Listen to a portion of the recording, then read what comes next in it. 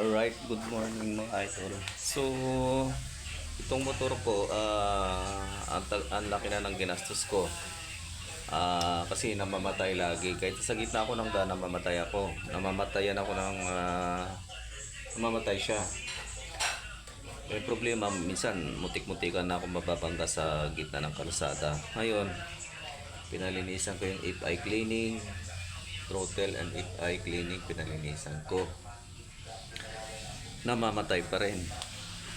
Tapos dito nilinis na rin to kahapon. So malaki na yung ginastos natin, pati wiring sa loob inano ko na. Tapos yung mga connector, nisprayan ko na ng connector spray. So ngayon maubusan na ako ng budget, kakapagawa ko na mamatayan pa rin. So ito lang yung ginalaw ko dito pala. Pwede tayo mag-adjust ng minor. Okay.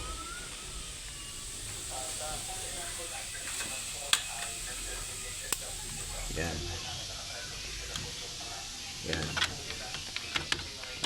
Ito pala pwede nating adjustin ang minor dito.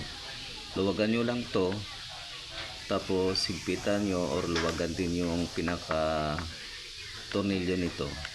Pero yung tornilyo sa ilalim, yung lock na tornilyo, kailangan luwagan nyo muna bago nyo adjustin yung pinaka tornilyo nya. DIY lang pong ginagawa natin para masolusyonan natin, kasi kung puro tayo gastos ng gastos, walang mangyayari. Mamumulubi lang tayo sa kagagastos sa sinuggest nung mga sa akin, mga nasa shop, ganito ang gawin, ganito, puro ganyan, pati oil filter at pinalitan ko na rin yan. So parang pati wiring, wala nang dahilan para namamatayan pa rin. Kaya pala yun lang ang solusyon ko. Hindi na ako nagpa-calibrate ng dapat calibration, kasi mahal pa-calibrate, 500 pa. So dito ko na lang in-adjust DIY. Okay, so ayan, start natin.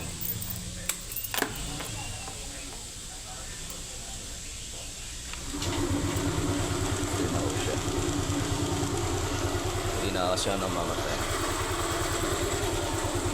Yan, pag in-start mo kasi ito at binitawan mo to yung sinyador, namamatay siya, hindi na. So ayan, nakakuha na naman tayo ng idea para di tayo puro gastos ng gastos lang. Mag-search din tayo paminsan-minsan. Okay mga idol.